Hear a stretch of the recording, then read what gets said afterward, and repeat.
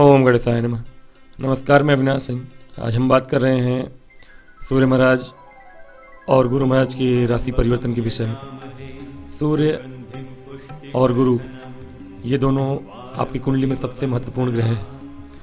एक आपका एनर्जी स्रोत है, यानी ऊर्जा है, आत्मा है, और एक आपका ज्ञान है, वैभव है। तो ये दो सबसे बड़े ग्रह, एक उच्च का हो रहा है और एक नीच का हो रहा है। सूर्य महाराज नीच के हो रहे हैं सप्तम भाव में, मेष राशि के लिए, कालपुरुषी कुंडली में। तुला राशि में आते हैं, नीच के होते हैं, जहाँ शनि उच्च के होते हैं पश्चिम दिशा में। और गुरु महाराज उच्च के हो रहे हैं कर्क राशि में।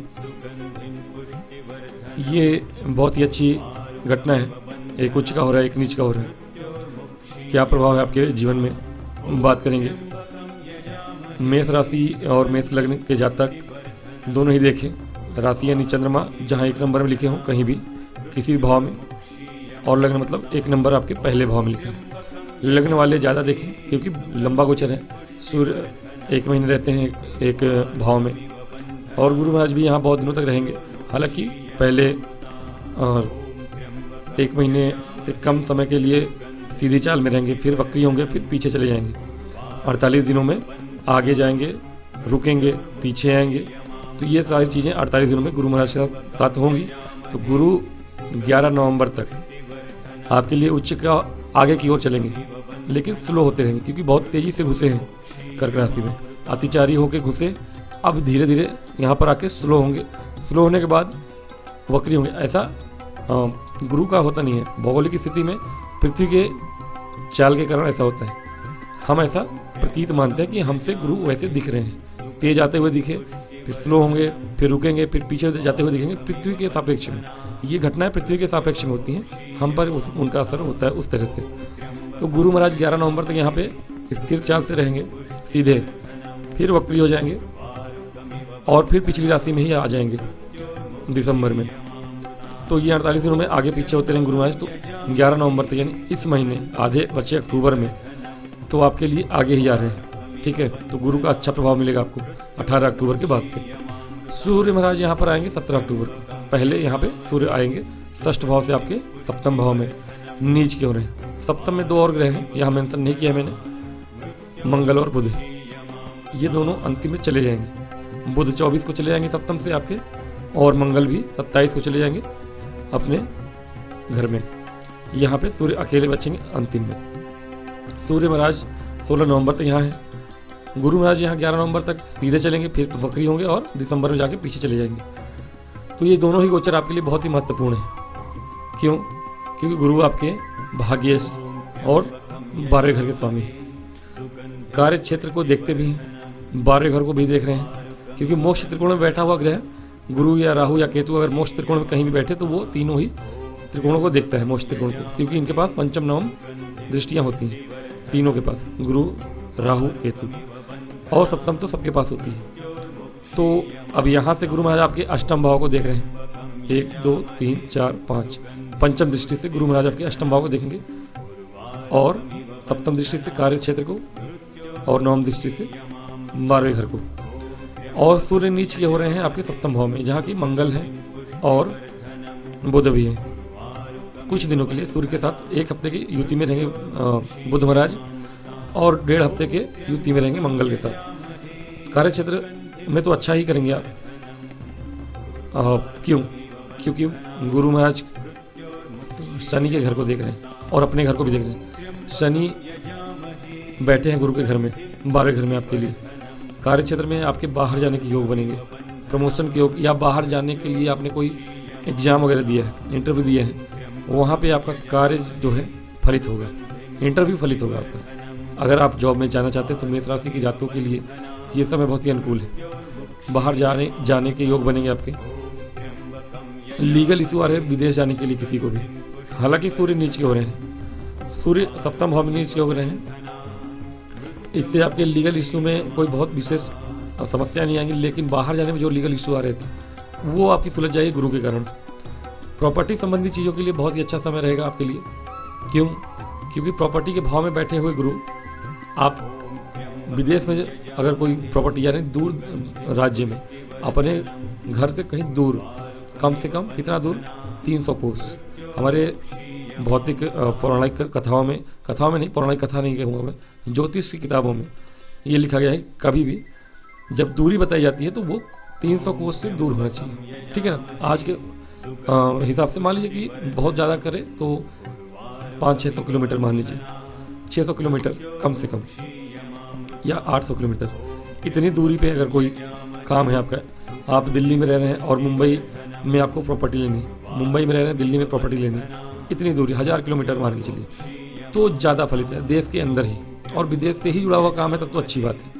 लेकिन प्रॉपर्टी संबंधित चीज़ों में मान लीजिए पैतृक संपत्ति है कोई आपकी, अब पैतृक संपत्ति इसलिए क्यों, क्योंकि अष्टम भाव पे भी गुरु महाराज की दृष्टि है, तो अष्टम पे गुरु की दृष्टि है, 12वें पे गुरु की दृष्टि है, और प्रॉपर्टी भाव में स्वयं बैठे हैं, तो ये समय है बाहर कोई प्रॉपर्टी, कार्य क्षेत्र में यानी जॉब करने वाले नहीं, कोई बिजनेसमैन है आप, कोई व्यापारी हैं आप, चूँकि सूर्य आपके पंचमेश है, सप्तम भाव में आ रहे हैं, नीच का ग्रह आपको व्यापार करने के लिए अगर प्रॉपर्टी लेना चाहते हैं, खरीदना चाहते हैं, डील करनी है आपको, बाहरी लोग हैं आपके या दूर में कहीं हैं, दिल्ली में बैठे हैं आप, मुंबई में ज़मीन खरीदना चाहते हैं व्यापार के लिए तो ले सकते हैं, या फिर प्रॉपर्टी कोई फंसी हुई थी आपकी, पैतृक संपत्ति फंसी हुई थी आपकी, लीगल इशू में फंसा हुआ था आपका पैतृक संपत्ति, कोई बेचना चाह रहे हैं आप तो वो बिकेगा। ये 11 नवंबर के पहले आपको ये सब चीज़ें देखने को मिलेंगी, विशेष रूप से इस महीने के अंत में, अक्टूबर के अंत में, जब मंगल महाराज आपकी लग्नेश अपने ही घर अष्टम भाव में यानी पैतृक संपत्ति के भाव में आ जाएंगे और आपके धन भाव को, पराक्रम भाव को देखेंगे, ये भी एक गोचर होगा, और गुरु की दृष्टि उनके ऊपर होगी, तो पैतृक संपत्ति, अचानक से धन प्राप्ति, गुप्त धन की प्राप्ति के योग बनेंगे। और शेयर मार्केट वगैरह में आपको अचानक से धन प्राप्ति हो सकती है, क्योंकि पंचमेश आपके सप्तम भाव में नीच के हैं, नीच का ग्रह बहुत अचानक से आपको वृद्धि देता है। हाँ, आपकी कुंडली में सूर्य अच्छे नहीं है तो आपका पैसा डूब भी सकता है या कहीं फंस सकता है, तो अगर निकालना है पैसा तो निकाल लीजिए, लेकिन सूर्य जब तक नीच के हैं, अधिकतर लोगों के पैसे शेयर मार्केट वगैरह में बढ़ेंगे, उछाल देखने को मिलेगा। व्यापार में इन्वेस्ट करना है इस समय आपको, पैसा निवेश करिए आप। सूर्य नीच के हैं, इसका मतलब कि आपको तरक्की देते हैं, सूर्य नीच के हैं तो अचानक से धन वृद्धि कराएंगे आपके अंदर। व्यापार करते हैं अगर तो ये नीच का ग्रह होना बुरा नहीं होता, नीच का ग्रह अगर होता है तो आज के युग में ये अच्छा मान चलिए आप, क्योंकि सूर्य है, अगर वो उच्च का होता है तो व्यक्ति के अंदर अहंकार, क्रोध की भावना बढ़ जाती है। आपको जो काम मान लीजिए कि डिप्लोमेसी से कर लेनी है, किसी से बातचीत करके आप अपना काम निकलवा सकते हैं, वहाँ पर आप क्रोध दिखाएंगे, आपका काम बिगड़ेगा। आज के युग में डिप्लोमेसी के बिना आपके कुछ काम नहीं निकलने वाले, व्यापारी हैं, साझेदार में काम करते हैं, तो ये चीज़ें अगर सूर्य नीच के हैं तो आप अपने ईगो को पीछे रख के काम निकालना जानते हैं, तो ये चीज़ आपको बेनिफिट देती है आज के युग में। सूर्य नीच के वहाँ प्रॉब्लम कहाँ करेंगे, वैवाहिक जीवन में। सप्तम भाव में सूर्य नीच के हो रहे हैं तो वैवाहिक जीवन में आपकी प्रॉब्लम करेंगे, ये एक प्रॉब्लम देखने को मिलेगी आपको, लेकिन व्यापार के लिए अच्छा है। अच्छा, प्रॉब्लम क्या करेंगे वैवाहिक जीवन में, चूँकि पंचमेश है और पंचमेश सप्तम में आ रहे हैं, लव लाइफ को मैरिड लाइफ में बदलने का समय था, लेकिन ये नीच के हो जाएंगे, तो ये समय आप बात करना भी चाहेंगे लेकिन संपूर्ण रूप से आपका फलित नहीं होगा, काम फलित नहीं होगा। पहले से जो शादीशुदा लोग हैं, मैरिड हैं पहले से, उनके लिए कुछ चीज़ें टकरार जैसी हो जाएंगी कि बीच में आपस में मनमुटाव हो रहा है आपके पति पत्नी के बीच में। और साझेदारी में भी ये करना है, अगर आप स्वतंत्र व्यापार करते हैं तो अच्छा है, तरक्की करेंगे आप, लेकिन साझेदारी में है तो साझेदारी में एक साझेदार आपको बेवकूफ़ बना के आपको लूट सकता है, नीच का ग्रह ये करा सकता है, साझेदारी में प्रॉब्लम आ सकती है, व्यापार बढ़ाने में फ़ायदा है डिप्लोमेसी से। तो सूर्य सप्तम में आ रहे हैं, नीच के हो रहे हैं तो लाभ कराएंगे एक तरफ व्यापार में, लेकिन साझेदारी का व्यापार है तो प्रॉब्लम हो सकती है। लव लाइफ में अगर हैं आप तो लव लाइफ को मैरिड लाइफ में बदलने के लिए समय अच्छा है। ये है कि कल बल छल से भी आप विवाह कर सकते हैं, तो उनके लिए जिनका कि करना ही करना है, अगर आप विवाह करना ही चाहते हैं किसी से तो आप बहुत दिनों से एक संकोच भी कर रहे होंगे। सूर्य की राशि सूर्य है, ईगो में रहता है व्यक्ति। आप अगर किसी से प्रेम करते हैं और विवाह करना भी है आपको तो आप बोलेंगे नहीं, लेकिन अब जब सूर्य नीच के होंगे तो आप शादी के लिए मान जाएंगे अपने ईगो को साइड में रख के। तो यहाँ भी एक बेनिफिट दिखेगा आपको। तो ऐसा नहीं है इस नीच के सूर्य यहाँ काम बिगाड़ने ही आए, मैक्सिमम काम बनेगा आपका। रहा सवाल गुरु महाराज का, गुरु महाराज पहला तो आपको कार्य क्षेत्र में ही अच्छा कर रहे हैं। क्या अच्छा कर रहे हैं? गुरु कर्माओं को देख रहे हैं, जैसे कि मैंने बताया आपके भाग्य से, भाग्य साथ देगा आपको व्यापार नौकरी बदलने के लिए। मैंने बताया जॉब इंटरव्यू दिया है आपने, किसी बाहरी कंपनी में इंटरव्यू दिया है आपने, तो अच्छी बात है। कोई प्रॉपर्टी परचेज करना चाहते हैं आप घर बनाने के लिए या व्यापार शुरू करने के लिए, समय अनुकूल है।